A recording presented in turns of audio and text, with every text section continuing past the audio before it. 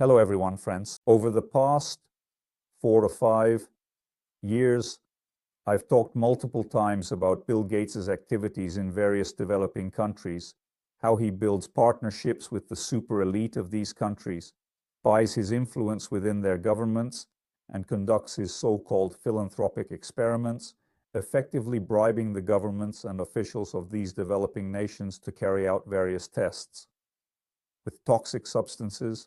Let's not name them, but you all know what I'm talking about. And because of his experiments, many children and adults have been harmed over the past 20 years at the very least. This has been reported by the Indian press. The truth is, those articles quickly disappear from the internet. Naturally, it's very hard to find printed newspapers these days. We're not in the 20th century. And people quickly forget about this guy's activities. And recently, just a couple of days ago, Bill Gates cynically admitted during one of the podcasts that India is a laboratory for him to test different things. That's exactly how he put it. I'm going to read you an article from the Times of India. This is a pretty serious newspaper. I admit that it might also be sponsored by Bill Gates, although I haven't seen it on the list of directly funded publications, as I published that list in my book, New World Order and Occult Matrix. He might be funding them through some intermediary organizations, and it's clear that this serious newspaper wants to inform its readers about how Gates spoke so ambiguously about their country. But on the other hand, they are afraid to openly oppose him because they might be financially dependent on him. Bill Gates' comments about India's potential as a laboratory for testing things during the podcast sparked a negative reaction among Indian social media users, who found that remark disgraceful. Bill Gates' recent comments in the podcast with Reid Hoffman sparked a storm of debate among Nigerian commentators. In the discussion, he referred to India as a sort of laboratory for testing, which sparked a lot of outrage and accusations of disrespect towards the country and its people. The tech mogul faced backlash. In an attempt to shed light on India's potential in global development, his words were interpreted as an attempt to turn India into a testing ground. I'll say this, it wasn't that his words were misinterpreted. He meant them exactly that way, and people understood his words very clearly and correctly. In the podcast, Gates said that India is an example of a country where there are many complex issues. Healthcare, nutrition, and education are improving, and they are quite stable and generating their own government revenue. So it's quite likely that in 20 years, people will be living significantly better. And it's kind of a laboratory for testing things that once you prove them in India, you can use elsewhere. I'm quoting here, or rather the newspaper is quoting Bill Gates.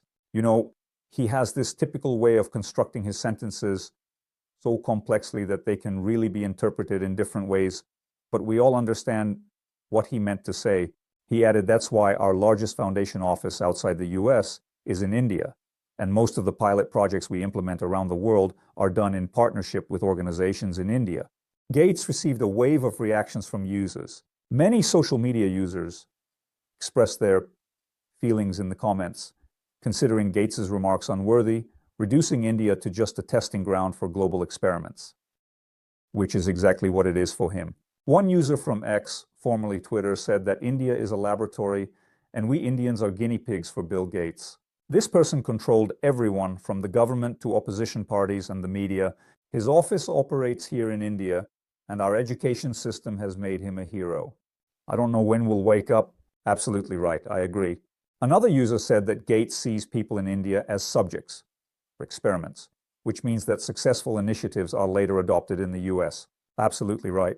A user wrote that people in India are samples for Bill Gates' laboratory to test things, and once they prove effective, they're sent to the US. This clip sounds wrong, no matter what context you hear it in. That's why government-supported research can often have a vested interest. That's absolutely right, I agree. However, not all the responses were negative. Some defended Gates, claiming that his comment was misinterpreted. One user wrote, I honestly don't understand this attitude towards the conspiracy theory against Bill Gates in India. Experiments like those in these videos are not conducted in India. And that's that. Earlier this year, Gates visited India and met with Prime Minister Modi, where he praised the country's efforts to combat malnutrition. He described India's acknowledgement of its problems as impressive, stating that given its income level, India deserves an excellent rating. for focusing on solving nutrition issues. Of course, as you can see, the newspaper decided to dilute all this negativity with Gates's comment about India making progress, that the government cares about the nutrition of its citizens, and so on. Although it's quite clear that both the newspapers and the editors, as well as the journalists, wanted to convey what Gates blurted out during the podcast, they also wanted to sugarcoat the pill a bit. So they took a diplomatic step, making it clear to the wider audience that Gates really did speak that way about their country. Well, just recently I told you, literally a couple of months ago, that Gates' organization even has diplomatic immunity in several countries. In Switzerland, his organization, which deals with these things and is funded by him, has almost diplomatic immunity, but unofficially.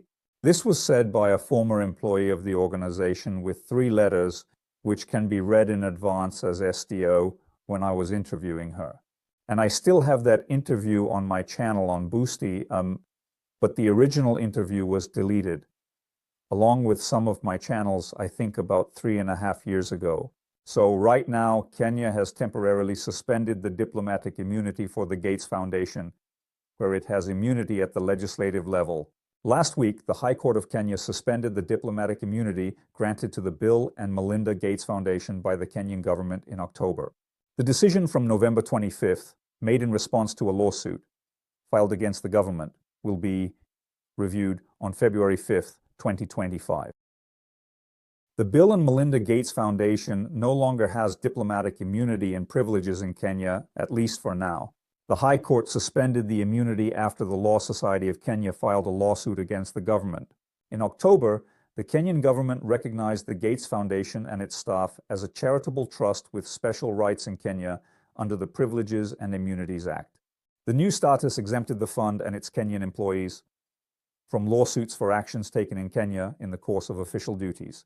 As you can understand, there could be a lot of lawsuits there too, because Kenya is also another testing ground for Gates and other supporters of population reduction theories. However, Judge Bahati Mwamburi's ruling on November 25th suspends the immunity at least until February 5th, 2025, when the court will review the case and set a date for oral statements on the petition. The ruling also requires all defendants, including the Kenyan Foreign Minister and the State Law Office, to gather, preserve, and compile all documentation related to the privileges granted to the Foundation's actions, including details of the cooperation agreement under the threat of legal consequences for non-compliance. According to Eastleigh Voice, the Gates Foundation and the Kenyan government must provide answers by December 10th. Diplomatic privileges allowed the Gates Foundation to enter into contracts, legal actions, and real estate deals within the country, providing the foundation with tax benefits and immunity from legal actions related to its official duties, which surprised many Kenyans, as reported by portalkenyans.co.te. In its lawsuit, the Law Society of Kenya stated that the immunity undermines public interests and constitutional principles, arguing that the government's decision should be declared invalid. Gates has the Kenyan government in his pocket. David Bell, a public health physician and senior fellow at the Brownstall Institute, said the High Court's suspension showed Kenya's system was functioning as it should. From the perspective of the average Kenyan, granting immunity to a large group of foreigners working for a private foundation with financial interests in the drugs they are prescribed should be very worrying indeed, Bell said. Shabnam Palyasa Mohammed, Executive Director of Children's Health Defense Africa and founder of the Health Advocacy Organization, said the GES operates from a position of enormous financial pressure and therefore political influence. By using funding incentives and the threat of withdrawing that funding, he keeps the government his debt. Mohammed called the Kenyan government's decision to grant immunity to the Gates Foundation appalling and said it showed our government was literally in captivity. So I hope that Gates and his organization will be permanently stripped of this immunity by the ruling on February 5th. We'll see what happens. By the ruling on February 5th, let's see what happens. Perhaps the Kenyan government will indeed follow the public opinion of Kenyans, or perhaps they will decide to make a decision in Gates' favor, most likely having been bribed. So that's how Gates operates. It's not some conspiracy theory. He often just slips up and The media he has bought tries to spin his blunders or the deliberate psychopathy he often displays in interviews as if he was misinterpreted. That's all for now, dear friends. We'll keep an eye on this situation. Subscribe to this channel. Like the video after 30 seconds. Subscribe to my channel on Telegram and Boosty, where you'll find already tens of thousands of photos, and almost 2,000 videos. And my books, The Elite's Occult Games, The New World Order, and The Occult Matrix, can be requested with my autograph via the email listed under each video, or without an autograph through direct links to the Conceptual Publishing House. Books are sent abroad, except for a few countries, and you can support the channel through the donation alerts, Boosty donations, Baru card, and PayPal links provided under each video. Thank you all for your support.